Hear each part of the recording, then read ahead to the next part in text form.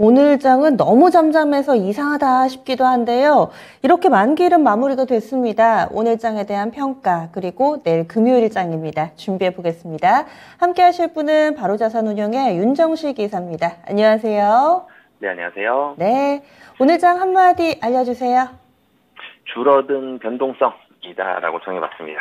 양시장 합해서 거래대금이 17조밖에 안 되더라고요. 확실히 거래대금이 많이 줄기는 준 것 같습니다.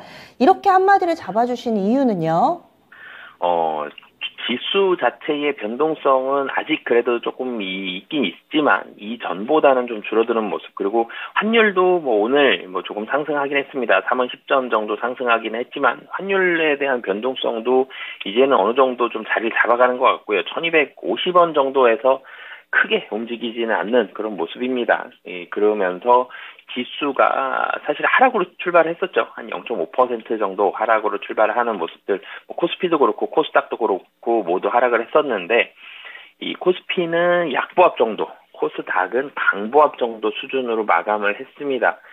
지금 자리가 하락을 하면 가격적인 메리트가 있었던 자리죠.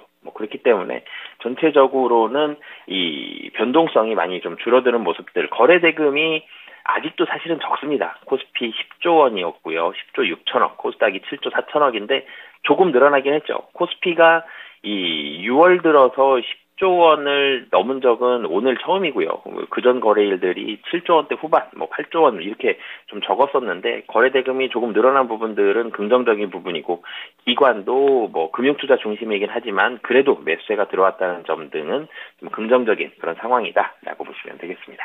네. 그래서 변동성이 줄어든 게 일단은 좀 긍정적인 시그널이다, 이렇게 보고 계시는 거죠? 변동성이 줄어든 게 긍정적인 시그널인데요. 그러니까 시장에 대해서 하방은 좀 지지를 많이 하고 있다. 하방에 대한 안정성을 확보했다라고는 있는데, 상방에 대해서도 만약에 상방을 좀 움직이려면 변동성이 사실은 살아나야 되는 부분이 있는데, 그 부분에 있어서는 확인이 좀 더 필요한 상황이다라고 말씀드리겠습니다. 예, 오늘 장에서의 체크포인트 어떤 점들 꼽을 수 있을까요? 네, 우선 장 막판에 외국인의 매도 금액이 굉장히 빠른 속도로 커지는 모습을 보여줬습니다. 이 외국인이 총 9,498억, 그러니까 9,500억 정도로 마감을 했는데요. 장 막판 직전에는 이렇게 크지 않았습니다. 한 4천억 원 정도에서 4천억에서 5천억 정도로 마감할 가능성이 높아 보였는데, 마지막에 크게 대량으로 좀 매도가 많이 나오면서 외국인 중심으로 매도가 나왔다는 점, 그리고 좀 전에도 말씀드렸지만 거래대금이 10조 원 회복했다는 부분은 상당히 긍정적인 부분이 있습니다.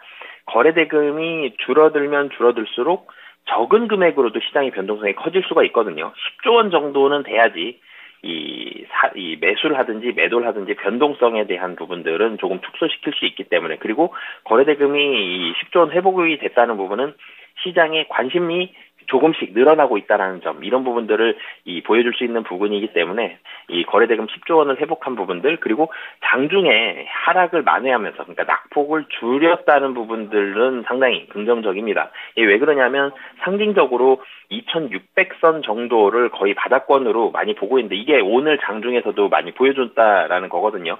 장중에 코스피는 훨씬 더 많이 10포인트 이상 좀 떨어졌었는데 2600에 가깝죠. 그러니까 2600에 가까우니까 가격적으로 메리트 높다. 그러니까 매수세가 조금씩 들어오고, 특히 금융투자가 매수세를 빠른 속도로 늘려가는 그런 모습을 보여줬거든요.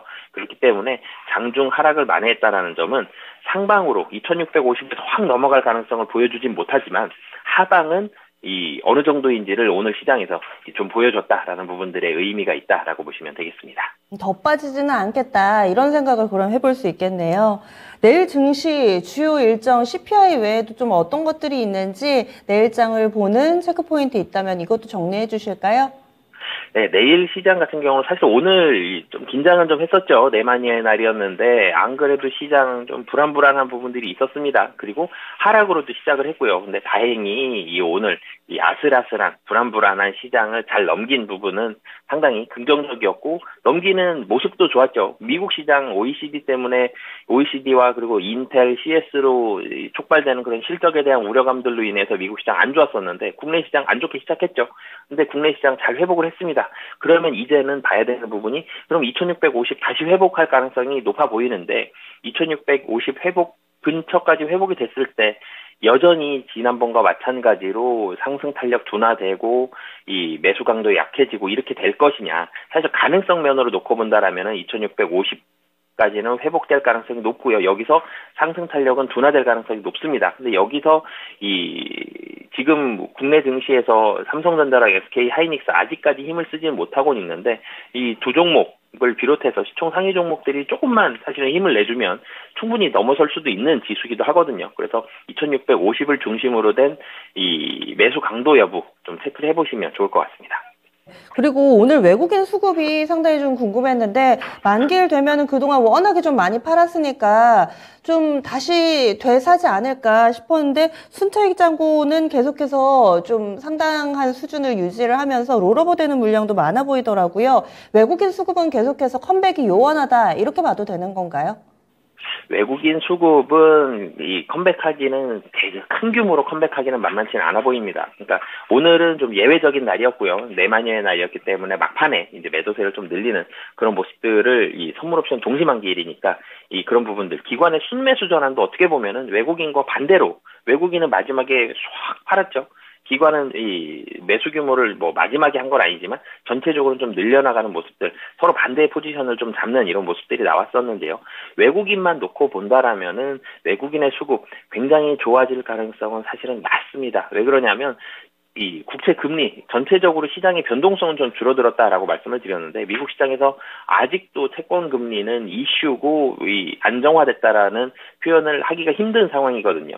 그렇기 때문에 채권 금리가 어느 정도 안정이 돼야 되고 그리고 뭐 스태그플레이션이라든지 인플레이션 이런 얘기들이 조금 더 들어가야지 외국인의 매수 그러니까 사실 환율 때문에 외국인은 매수를 강하게 하기는 힘든 상황이거든요. 환율의 변동성이 줄어든 건 좋지만 여기서 이 원화가 조금만 더 강세가 될 수 있는 환경 그러니까 원화가 약세만 안 돼도 좋긴 하지만 조금만 더 강세가 될 수 있는 환경이 조성이 된다라면 외국인 수급은 좋아지겠지만 아직까지 그런 부분들은 확인하기가 힘든 상황이기 때문에 뭐 대량의 순매도가 나올 가능성은 낮지만 그렇다고 신매수 전환에서 계속적으로 뭐 매수가 나온다 이렇게 보기에도 좀 힘든 상황이다라고 말씀드리겠습니다. 올해는 외국인이 정말 지긋지긋하게 파는 것 같아요. 그러면은요 내일장 전략 어떻게 세워야 될까요?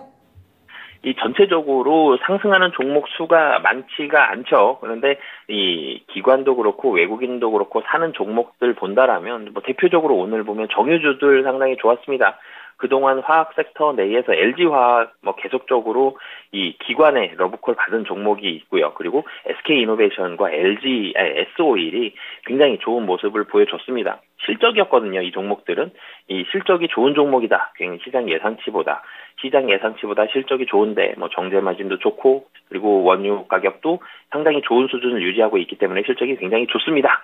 그렇기 때문에 올랐거든요. 그렇기 때문에 시장이 예상하는 것보다 이렇게 서프라이즈하게 나오는 종목들, 그리고 가격적으로 굉장히 좀 떨어져 있는 종목들, 미국 시장에서 올라가는 종목들이 지금 대표적으로 가격적으로 매력이 상당히 좀 높거나, 그리고 중국 관련된 종목들, 중국의 경기 부양책이 있기 때문에 중국 관련된 종목도 많이 올라가고 있거든요. 그래서 국내도 마찬가지로 가격적으로 매력이 높은 종목들, 그리고 중국 경기 부양책에 대한 수혜, 그러니까 뭐 화장품이라든지 철강주들도 좀 관심 있게 보시면 좋을 것 같습니다.